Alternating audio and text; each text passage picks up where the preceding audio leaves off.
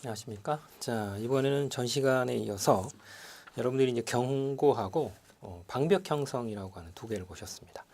이번 이제 5단계로 봤을 때 방어와 대피를 보실 차례입니다. 이게 이제 SC 원칙에 의하면 C하고 E에 해당이 되는 그런 형태인데 이게 이제 방어와 대피라고 해서 겹쳐져서 같이 소위가 되는 부분이죠. 자, 이제 방어와 대피 형성 그리고 이제 대피라고 해서 이제 분리를 일부는 또 시켜서 같이 설명을 하는데 내용은 쭉 이어서 가는 그런 형태입니다. 실제로 SC 원칙은 순서대로 가는 게 아니라 거의 동시에 이루어져야만 효과가 있는 그런 부분이었죠. 자, 먼저 방어 및 대피 형성 부분에서 방어의 개념을 봅니다. 이 방어라고 하는 것은 위험 상황을 알리는 경고를 인지한 즉시 경호 대상자 주변에 있던 이 경호원들이 자신의 신체를 총알바지, 소위 총알바지라고 말하는 방벽, 즉 방패막으로 형성을 해서 경호 대상자를 최소한 노출만 시키는 이런 형태로 직접적으로 유해를 방어하는 형태입니다. 쉽게 말하면 경호 대상자를 밖에서 유해 기도자가 전혀 볼 수 없게끔 이렇게 노출을 최소화시키게끔 몸으로 경호원들이 몸으로 에워싸는 것을 방호라고 우리가 표현을 하죠. 그래서 여기 이제 방호에서 고려 사항을 보면 경호 대상자와 경호원 그리고 유해 기도자의 거리를 순간적으로 이제 판단을 하셔야 되고요. 그리고 이제 주변 상황과 군중의 성격이나 수, 그리고 공격의 종류, 공격의 성격, 그리고 대응 소요 시간, 그리고 이제 방어와 대피를 형성할 때 이제 형성을 하는 경호원들의 수가 몇 명이냐 이런 것들을 종합적으로 판단을 할 수밖에 없습니다. 여기서 이제 주로 이 대형은 두 가지로 나타납니다. 하나는 함모령 대형이 있고 또 하나는 방어적 원형 대형 두 가지로 구분이 되는데 이 두 가지를 구분하는 것이 별표가 3개짜리죠. 시험 문제가 상당히 많이 출제가 되던 그런 부분입니다. 먼저 함모령 대형인데요.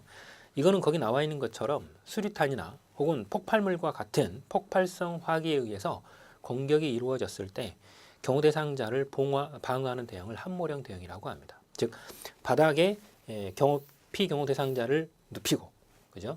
이제 엎드리게 하고 그 이후에 이렇게 차곡차곡 경호원들이 덮어 싸는 누워서 덮어 싸버리는 이런 형태를 함모령 대형이다 이렇게 말합니다. 그래서 거기 보시면 경호 대상자를 지면에 완전히 밀착시키고 그 위에 근접 경호원들이 밀착해서 폭염으로 인해서 경호 대상자의 신체가 외부로 노출되지 않도록 아예 이렇게 덮어버리는 이런 형태로 가는 것을 함모령 대형이다라고 말합니다. 그리고 경호 대상자에게 근접 경호원에 의해서 신체적인 어떤 총재 그리고 완력을 가하는 어떤 행동을 하게 되는데 이때 경호 대상자의 신변 보호를 위해서는 체면이나 혹은 무슨 예의 이런 거를 따질 필요가 없습니다. 과감하게 그리고 이렇게 신속하게 행동을 함으로 인해서 경호 대상자의 신변을 일단 살리는 게 목적입니다. 그렇죠? 그래서 쌍가로 3번은 따로 별표가 3개짜리입니다. 여기서 포인트는 경호 대상자의 신변 보호를 위해서 체면이나 예의를 고려치 않는다라는 사실입니다. 그 다음 방어적 원형 대응입니다. 이거는 이제 위해의 징후가 있거나 현저할 때 그리고 이제 직접적으로 위해가 가해지려고 할 때 형성하는 방어 대응입니다. 말 그대로 원형 형태로 뺑 둘러서 경호 대상자를 에워싸는 형태를 띠게 되는 것입니다. 그래서 근접 경호원들은 경호 대상자가 이 표적으로 봤을 때는 좀 작게 보이게 하기 위해서 무릎을 굽힌 자세로 낮추게 하고 그리고 경호 대상자의 전후 좌우를 경호원들이 동그랗게 에워싸서 경호 대상자를 밖으로 노출시키는 면을 줄이는 이런 형태로 가는 것을 방어적 원형 대응이다 이렇게 말합니다. 일단 이 대응은 경호 대상자의 위험을 일단은 모면하고자 하는 데에 1차적인 목적이 있습니다. 그렇기 때문에 위해 기도자 그리고 무기가 완전히 제압되지 않고 다시 공격할 가능성이 남아있다라고 판단되었을 때 신속하게 대피하기 위한 대응으로 전환하면서 현장을 즉시 이탈해야 된다라고 할 때 주로 취하는 대응이 방어적 원형 대응입니다. 그래서 이렇게 되기 때문에 결과적으로 여기도 경호 대상자를 자세를 최대한 낮추게 만듭니다. 그러면서 허리를 숙이고 그리고 허리춤을 경호원들이 이렇게 신속하게 안전지대로 이렇게 대피를 시키기 위해서 이렇게 끌고 가는 것이죠. 자, 그렇기 때문에 결과적으로 여기서도 함모령 대응과 같이 경호 대상자의 위신을 생각한다, 무슨 체면을 생각한다, 예의를 생각한다, 이런 것보다는 일단 안전지대로 대피시키는 것이 우선입니다. 그게 최우선이다라고 하는 것이죠. 그 다음 대피 대응이 있습니다. 방금 전과 같이 이제 우발 상황이 발생되었을 때 그 종류가 혹은 어떠한지, 혹은 주변 여건이 어떠한지에 따라서 지금 방금 전에 보시다시피 함몰형 대응과 원형 대응을 선택을 했습니다. 근데 문제는 이렇게 형성한 이후에도 경우에 따라서 경호 대상자를 제2차 공격이 있다거나 하는 이런 부분들이 또 있을 수 있기 때문에 신속하게 안전지대로 대응을 이렇게 유도를 해줘야 됩니다. 즉 현장 위험한 현장을 이탈시켜야 되는 것이죠. 이때 사용하는 것이 대피 대응입니다. 그래서 대부분 이 대피 대응은 방금 전에 소개되었던 방어형 원형 대응과 마찬가지의 형태를 띱니다. 그래서 근접 경호원들이 경호 대상자를 보다 이렇게 낮은 자세를 유지시킵니다. 그래서 이 근접 경호를 하는 이 상황에서 경호 대상자에게 허리를 숙이고 그리고 무릎도 낮춘 상태에서 이동을 시키는 것이죠. 그리고 경호 대상자의 전후 좌우를 동그랗게 에워쌉니다. 그래서 원형 대응이라고 이름이 붙여져 있는 데는 그 이유가 있는 것이고요. 이 대응을 유지하면서 서너 명의 경호원이 이렇게 에워싸서 그대로 이동을 합니다. 근데 문제는 전방 경호는 대피로를 결정을 하고 그리고 전방 경계를 펼치고 그리고 진로를 개척하는 것이 전방 경호원이고 측방 경호원에 있어서는 경호 대상자의 자세를 낮추게 하면서 허리띠를 잡습니다. 이러거나 아니면 신체 일부를 감싸면서 좌우의 균형을 맞추면서 이제 끌고 가다시피 이렇게 비상 통로 쪽으로 신속하게 이동시키는 일을 측방 경호원이 맡습니다. 그리고 후미 경호는 경호 대상자의 등이나 엉덩이를 몸으로 감싸면서 대형 밖으로 이렇게 밀리지 않도록 이렇게 밀면서 신속하게 이동해 주는 것이 바로 여기에 나와 있는 대피 대응이다라고 하는 겁니다. 결과적으로 이 대응의 특징 또한 방어형 원형 대응과 같으나 실제로 이 신체를 이렇게 낮게 유지하면서 최대한 밖으로 노출을 삼가하고 에워싸가지고 신속하게 안전지대로 이동을 하는 게 우선이기 때문에 경호 대상자 즉 VIP의 어떤 예의 혹은 어떤 폼을 재는 거 뭐 이런 것들은 문제가 있다라는 거죠. 그런 것보다는 일단 살려야 되는 겁니다. 그래서 체면이나 예의를 갖춘다 이거하고는 거리가 멉니다. 그래서 그걸 여러분들이 최대한 생각해 주셔야 됩니다. 그래서 대피 대응이라고 하는 것도 별표가 2개 또는 3개짜리입니다. 그 다음 일단 대응을 짜는 것은 방금 전에 나왔고요. 실제로 이제 대피가 돼야 되겠죠. 그래서 그 다음 단계는 대피 단계입니다. 방금 전에 이제 방어라고 하는 부분이 있었고 대피라는 부분이 납니다. 즉 SCE에서 C를 통해서 E로 가는 거죠. 이 대피라고 하는 것은 우발 상황이 발생이 되었을 때 위해 기도자의 표적이 되는 VIP 경호 대상자를 신속하게 안전지역으로 이동시키는 행위를 대피라고 우리가 말합니다. 이 대피도 별표가 3개짜리인데요. 쌍가루 2번을 보면 우발 상황이 발생되었을 때 가장 이상적인 즉각 조치 방법은 경호 대상자를 얼마나 신속하게 안전지대로 대피시키느냐에 달려 있습니다. 안전한 곳으로 빨리 옮기는 거죠. 그래서 대피를 할 때는 경호 대상자의 신체에 무리가 되더라도 예의를 무시하고 일단 과감하고 신속하게 행동을 해야 됩니다. 방금 전부터 계속 이야기를 해주고 있죠. 이 부분이 별표가 3개짜리고요. 세 번째 쌍가루 3번 대피 시에 먼저 대피로를 확보하는 것에 주안점을 두고 제2 범인에 의해서 양동작전이 펼쳐지는 것 또한 대비를 해야 됩니다. 결과적으로 공범이 있을 가능성에 대해서도 대비를 해야 된다라는 거죠. 즉 공범이 2차 공격을 하는 것을 차단하면서 안전지대로 경호 대상자를 신속하게 이동시키는 데 관건이 있다라고 하는 것입니다. 그래서 대피로는 유해 기도자의 공격의 역방향으로 그리고 군중이 운집되어 있지 않는 쪽으로 그리고 비상구가 있는 쪽으로 대피하는 것이 가장 중요합니다. 별표가 3개짜리죠. 여기서 이제 역방향이라는 겁니다. 유해 기도자의 공격의 역방향이다.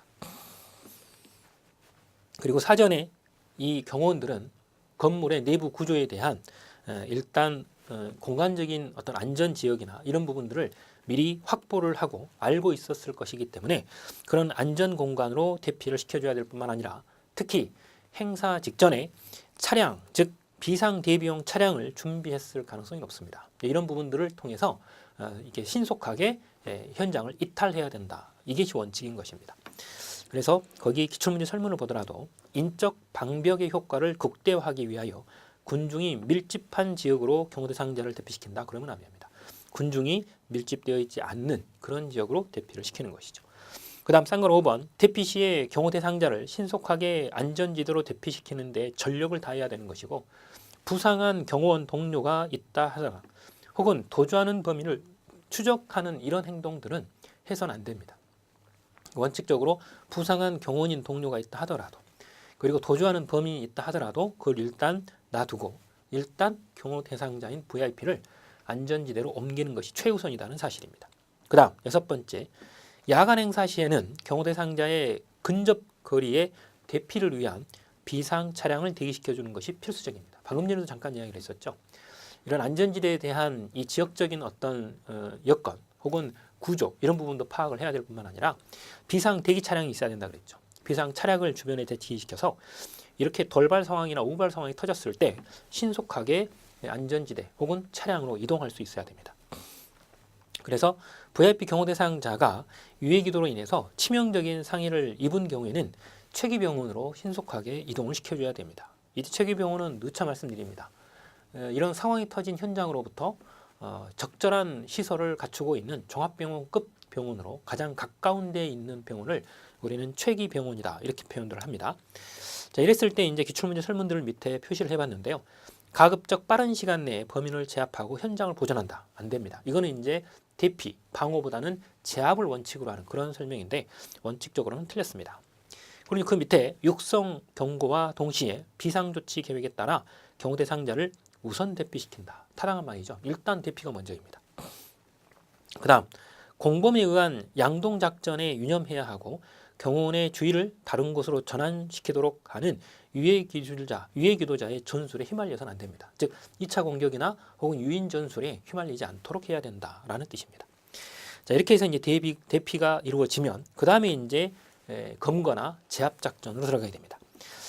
자, 거기 첫 번째 보시면 우발 상황이 발생되었을 때 먼저 방어 대응을 형성하여 경호 대상자를 보호해야 하는 것이 원칙입니다. 그러나 제2공격 그리고 제3공격을 방어하기 위하여 범인을 대적하여 제압해야 되는 이런 행동들도 뒤에 후속 조치로 따라옵니다. 그래서 쌍가로 2번 대적과 제압 시에는 주변 환경 그리고 공격 방향과 방법 그리고 무기의 종류 그리고 범인의 공격 기술과 능력 이런 것들을 순간적으로 파악을 해야 됩니다. 그래서 대적 제압은 고도의 기술을 필요로 하기 때문에 경호원들이 평소에 체력이나 무도 수련 같은 이런 것들이 만전을 기해서 이미 훈련이 되었을 때 가능한 것이죠. 그래서 거기 보시면 대적 제압 단계와 관련된 부분에서 공격이나 위해 정도를 인지하고 그리고 주변 상황이나 경호 대상자 범인을 통제하고 그리고 범인과 무기를 제압하는 제2의 공격을 제지하는 형태로 일단 진행을 해야 됩니다. 그래서 원칙적으로 주변 상황이나 경호 대상자를 철저하게 통제를 통해서 보호를 하고 대피를 시키는 그런 상태에서 이루어지는 것이죠. 그래서 거기 보시게 되면 쌍가루 5번 부분은 별표가 3개짜리입니다. 쌍가루 6번도 별표가 3개짜리고요.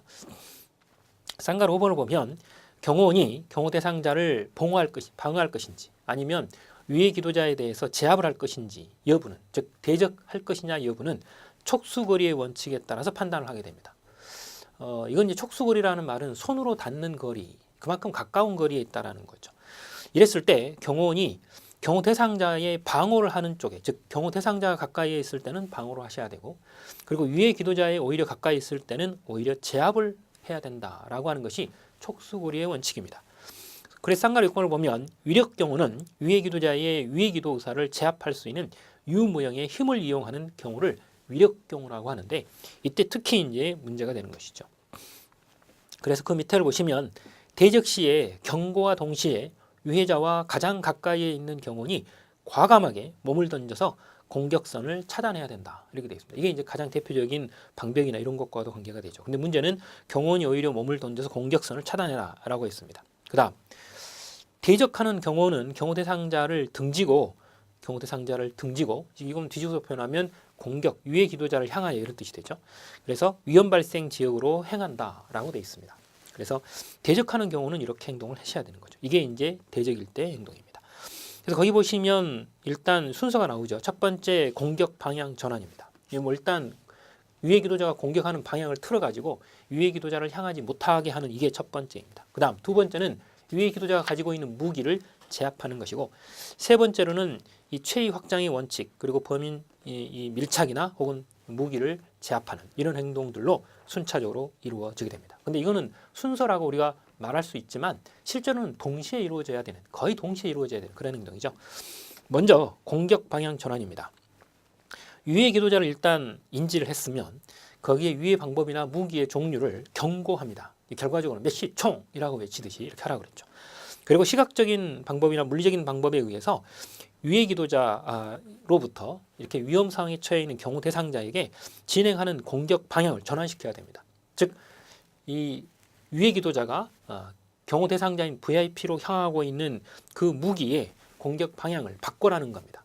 자, 이렇게 돼야 되고, 그리고 다른 근접 경호원들은 방호 대응이나 혹은 대적할 수 있는 시간적 여유를 갖게 해주셔야 된다라고 보는 겁니다. 그래서 공격 방향을 바꾸도록 전환시키게 하기 위해서는 공격자의 무기를 잡기 위해서 손만 사용할 수 있는 것보다는 손, 몸통, 다리, 발, 모든 신체 전체를 이용해서 전환을 해주셔야 효과적인 방법이다, 이렇게 볼 수 있습니다. 그래서 경호 대상자의 몸 방향을 전환하는 것보다, 즉 경호 대상자의 몸을 바꾸는 것보다 공격자의 무기나 몸의 방향을 전환시키는 것이 보다 효과적이다라고 보는 겁니다. 그래서 공격 방향 전환이라고 하는 것이 바로 그게 의미가 있는 것이고, 그 다음 무기와 범인 진압 제압입니다. 무기와의 거리가 약 1m 이내일 때 경호원 자신이 무기와 경호 대상자 사이에 방패막을 형성하게 하고, 그리고 무기를 제압하는 것이 원칙입니다.